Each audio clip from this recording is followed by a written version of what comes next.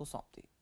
दरअसल 8 दिसंबर को तमिलनाडु के कुन्नूर में हुए हेलीकॉप्टर क्रैश में सीडीएस बिपिन रावत, उनकी पत्नी मधुलिका रावत के अलावा 12 जवान शहीद हो गए थे। हादसे के कारणों का पता लगाने के लिए तीनों सेनाओं के अधिकारियों की जांच समिति बनाई गई थी।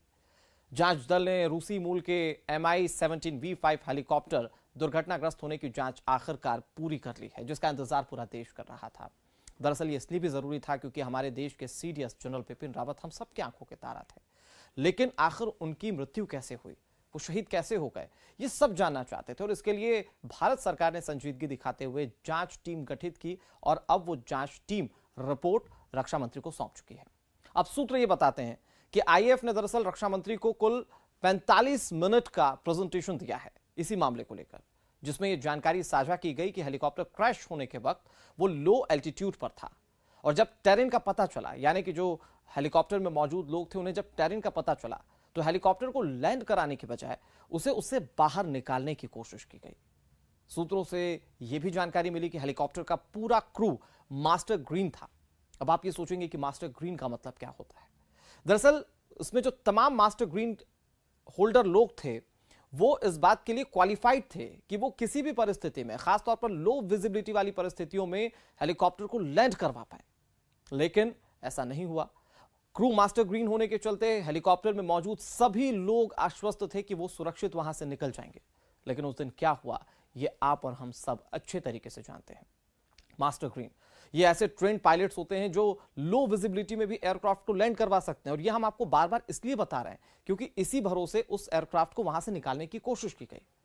सूत्रों से जानकारी यह भी मिली है कि जांच दल ने रक्षा बलों के वरिष्ठ अधिकारियों को ले जाने वाले हेलीकॉप्टर्स के संचालन के दौरान मानक संचालन प्रक्रियाओं को संशोधित करने के लिए कुछ सिफारिशें भी की हैं। आपको यह बता दें कि एयर मार्शल मानवेंद्र सिंह मौजूदा समय में भारतीय वायुसेना के बेंगलुरु मुख्यालय प्रशिक्षण कमान का नेतृत्व करते हैं। इसे देश में सर्वश्रेष्ठ हवाई दुर्घटना जांचकर्ताओं में से एक के तौर पर जाना जाता है। गौरतलब है कि 8 दिसंबर को सीडीएस जनरल बिपिन रावत का हेलीकॉप्टर क्रैश हुआ था और उनकी पत्नी समेत कुल ऐसे 12 लोग थे जो कि रक्षा में देश के लगे हुए थे, लेकिन उस दिन शहीद हो गए। उनके नाम जब भी हमारे जहन में आते हैं सभी उन्हें श्रद्धांजलि देते हैं। बिपिन रावत एक ऐसे देश के चहेते अधिकारी थे जिन्होंने अपना पूरा जीवन देश के नाम कर दिया। बिपिन रावत ऐसे अधिकारी थे जो चीन और पाकिस्तान जैसे नापाक इरादे वाले पड़ोसियों से देश की सुरक्षा के भरोसे का दूसरा नाम थे। कम समय में उन्होंने भारत की सैन्य तैयारियों को दुश्मनों से मुकाबले के लिए नई बुलंदियों पर पहुंचा दिया। उसकी पहचान भारत की तरफ से की गई सर्जिकल स्ट्राइक के तौर पर भी होती है।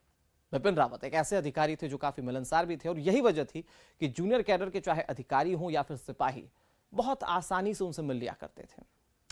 उन्होंने जिस तरीके से काम किया वो कईयों के रोल मॉडल हैं।